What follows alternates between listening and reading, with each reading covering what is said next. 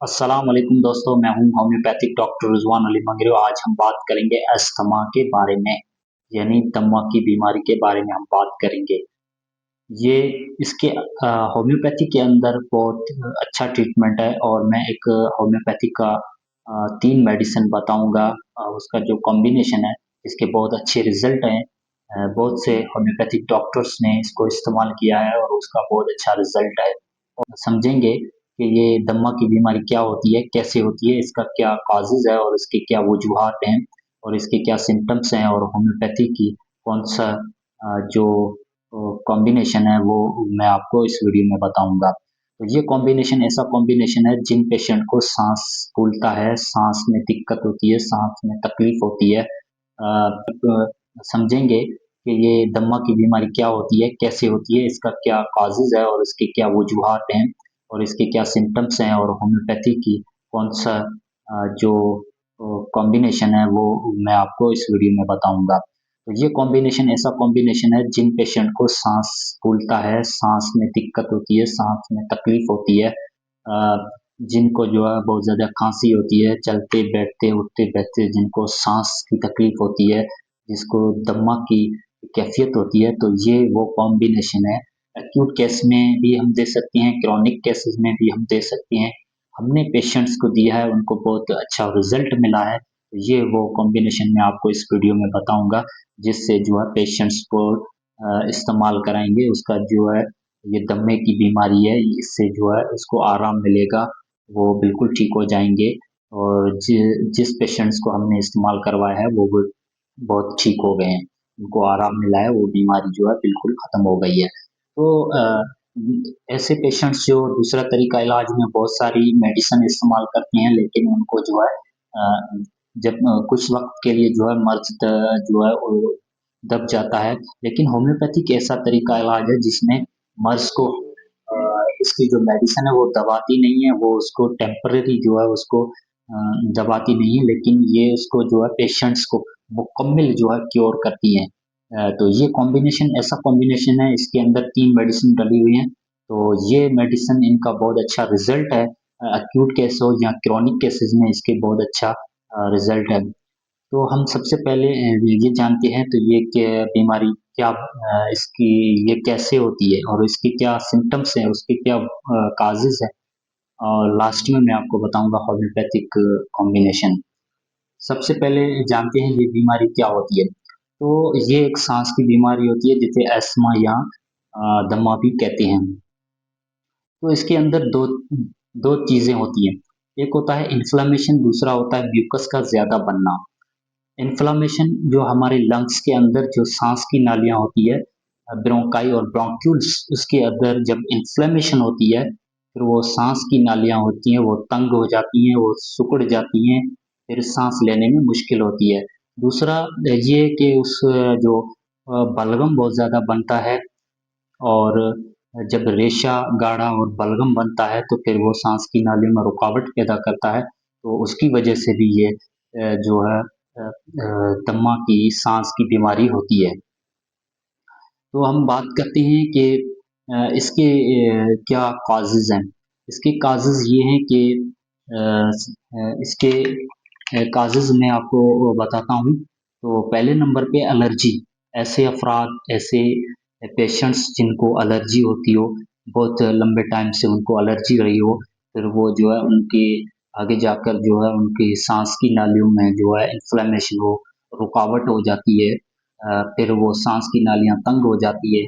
उसकी वजह से भी ये साँस होता है, ये भी एक कॉज़ होता है। एलर्जी धूल-मिट्टी से भी होती है और खुशबू से भी ऐसे अफ़राद जो ऐसे लोग जिनको या ऐसे पेशेंट्स जिनको खुशबू से भी एलर्जी होती है, तो ये भी इसका एक कॉज़ है और ऐसे लोग, ऐसे अफ़राद जो कारखानों में, फैक्ट्रियों में काम करते हैं, जिनको जो है केमिकल की वजह से जो है उनको एलर्जी हो जाती है, फिर वो साँस की नालियों का इन्फेक्शन हो जाता है, फिर वो उनके अंदर इन्फ्लेमेशन हो जाती है, सूजन हो जाती है, वो साँस की नालियाँ जो सिकुड़ जाती हैं और उनके साँस लेने में जो है दिक्कत होती है, मुश्किल होती है, तो ये भी इसका कॉज़ है।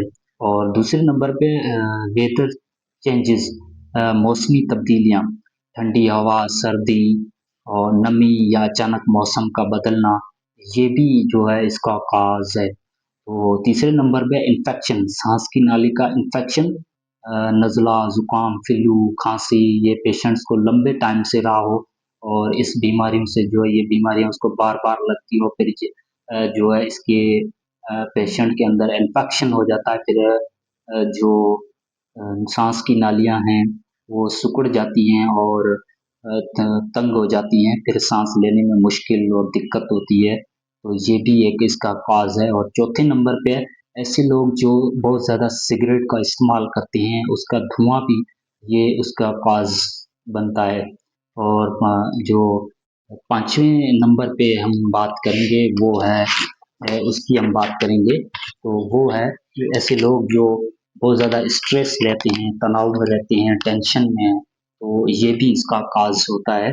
और छठे नंबर पे फैमिली हिस्ट्री, अगर घर में किसी को दमा हो या तो ये दूसरे अफराद को भी हो सकता है। तो ये इसके कॉजेज़ थे, तो इसकी वजह से ये होता है।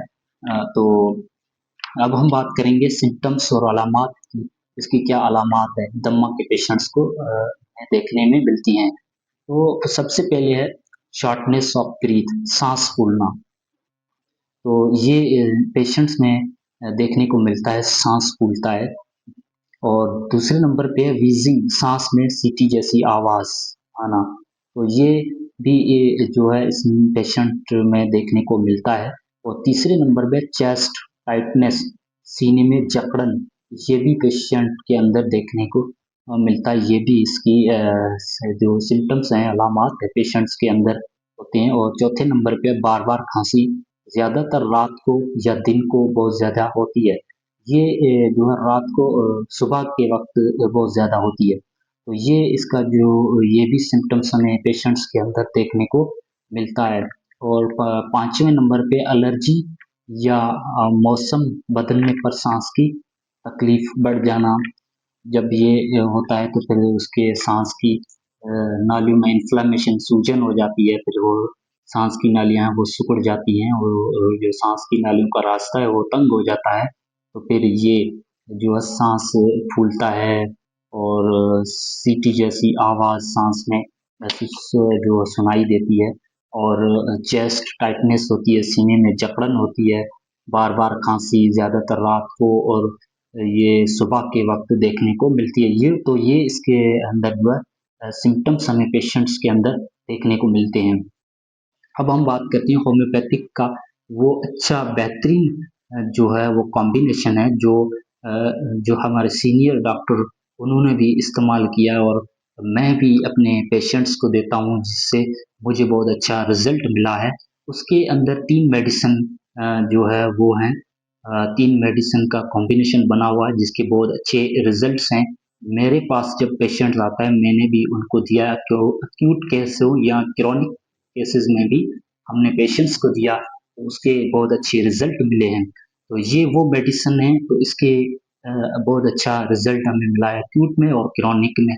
बाकी कुछ ऐसे केसेस होते हैं जिनमें हमें अगर रिजल्ट नहीं मिलता है तो फिर हम पेशेंट्स की जो है सिम्टम्स के मुताबिक हम दूसरी दवा जो है हमें देनी पड़ती है। तो वो हम दमा के पेशेंट्स की बहुत सारी और भी दवाइयाँ हैं जो हम इस्तेमाल करवाते हैं, लेकिन ये कॉम्बिनेशन ऐसा कॉम्बिनेशन है जिसके इस्तेमाल से हमें पेशेंट्स के देने से हमें बहुत अच्छा फ़ायदा मिला है।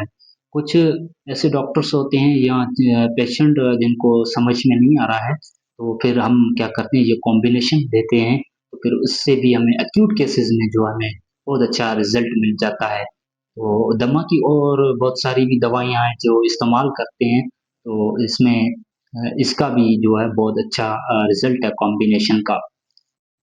तो वो मेडिसिन जो है मैं आपको बताने जा रहा हूँ वो नोट कर लें। इसके अंदर 3 मेडिसिन डली हुई है कॉम्बिनेशन के अंदर। ये जो है इसका बहुत अच्छा रिज़ल्ट है। हम इसको जो है डॉक्टर होम्योपैथिक डॉक्टर है इसको सालों-साल इस्तेमाल कर रहे हैं और इसका जो रिज़ल्ट है बहुत अच्छा रिज़ल्ट हमें मिल रहा है पेशेंट्स के अंदर। वो बिल्कुल ठीक-ठाक हो गए हैं। दूसरा तरीका इलाज में क्या होता है कि वो पेशेंट्स जो है जब उसको ये तकलीफ़ होती है तो फिर इसको इस्तेमाल करते हैं। और फिर जब जो है दौरा कम हो जाते हैं, जब ठीक हो जाते हैं, फिर वो छोड़ देते हैं, फिर दोबारा हो जाता है। फिर वही मेडिसिन उनको इस्तेमाल करनी पड़ती है। लेकिन हमारे ये होम्योपैथिक जो है, ये इसके अंदर जो ऐसी मेडिसिन है, उसकी साँस की नालियों का इन्फेक्शन है या उसका बलगम है, उसको जो है उसका ख़त्म कर देती हैं और उसको बिल्कुल क्योर कर देती हैं। पेशेंट बिल्कुल शिफ़ायाब हो जाता है। तो होम्योपैथिक तरीका इलाज एक ऐसा तरीका इलाज है, मर्ज़ को दबाता नहीं है, बल्कि हमेशा-हमेशा के लिए उसको जड़ से ख़त्म कर देता है, उस मर्ज़ को बिल्कुल क्योर कर देता है।